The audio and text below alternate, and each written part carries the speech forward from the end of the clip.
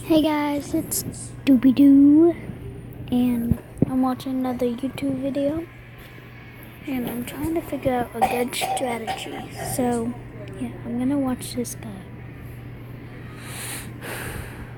Yeah, so let's get started.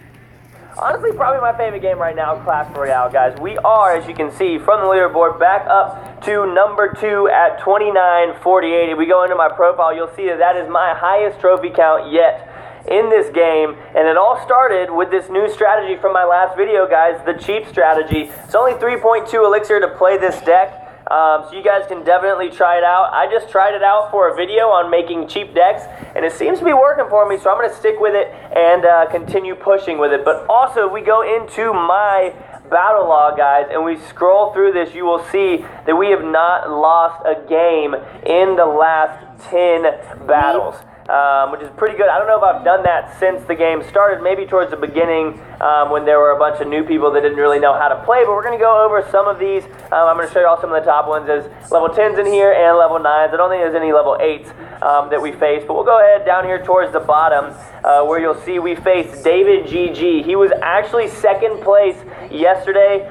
He might have even been second place today, but the funny thing is that initially we take 35 trophies from him, then you'll see we take 26, we face him again and we take 22, then we face him a third time, we take 20, and that was the last one. So we beat him a bunch. We actually took over 100 trophies from him. So let's go ahead and watch this first one where we go 3-1 against Mr. David GG right here. You can see he was number 3 during this battle. We were number 7, again using the cheap army strategy, guys.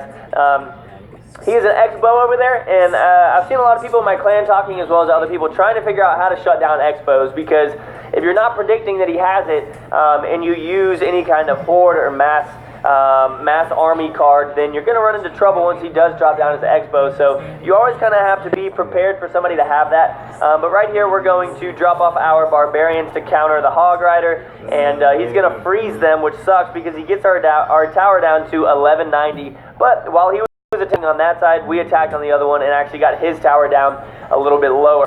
He's going to drop off his Inferno Tower, of course. Everybody's using Inferno Towers now.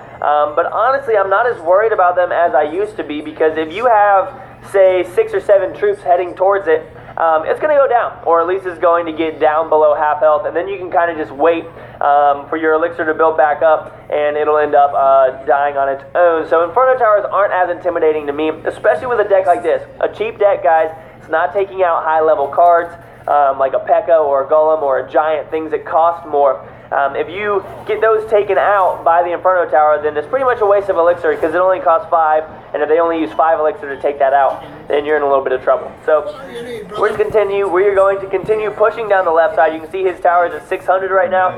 Ours is still at 1190, and we're taking it slow. We have 8 elixir. He only has 4. We knew that we were up, so we're going to continue dropping off over here. He's going to use his arrows right there, which costs 3 elixir, which is going to put him even further behind. He has 5. We have 10, so we're double up on him with elixir right now. So this is the time to push, because we know he can't counter too well.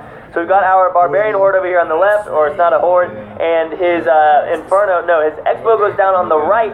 But the thing about the Expo that kind of sucks is if you already have, or if your enemy already has troops on the field, it's going to focus on them. It's not going to go for the tower. So right there, I wasn't too worried about it, because I knew that it was focused on the barbarians and the archers, and it only got off a single hit or two on our tower, because it was practically done by the time it was done shooting our troops across the map. So we're going to mess up right there and drop off those barbarians way too far behind the Hog Rider. You got to drop them off before the Hog Rider, so that once they spawn and are actually active, they can take it out. Again, he's dropping his Expo off over here on the left side of the map. We're going to take it out very quickly with our Hog Rider, and we've got of goblins and barbarians in the center of the map, taking everything out. The right side of his base, or his layout, is completely unprotected, and we're going to take that out very, very quickly with that horde of minions, not minions, but goblins, spear goblins, archers, and the wizard. And now what it's time to do, guys, is defend, but we're actually going to take out his crown tower without a problem. So we 3-crowned him there very, very quickly, because he was pushing the other side. we were able to take them out. So we're going to go head into another one, and we'll show you guys another replay, and then we'll try and get another live one that hopefully will push us up to even further than we've been up until this point. Alright, so here's my most recent win, guys. This is against a level 10. He's ranked 14. I'm ranked number 2 at this point. But again, we are the same level. A lot of these guys from HKE Sports, which I think stands for Hong Kong Esports, a lot of these guys honestly have just spent a lot of money, and I don't think that they're too good at the game or don't know too much about it at this point. We're going to drop off our Barbarians over here and take out his Hog Rider before it even gets a single hit off on our tower. So that was perfect. Now his Wizard is going to come in and do a little bit of damage, but thankfully we take it out right there with those Spear Goblins. You can see on the left he's got 2 Goblins running towards my tower. I know that a single Archer tower can take out a minimum of, or a maximum of 2 Goblins by itself. It can't take out 3.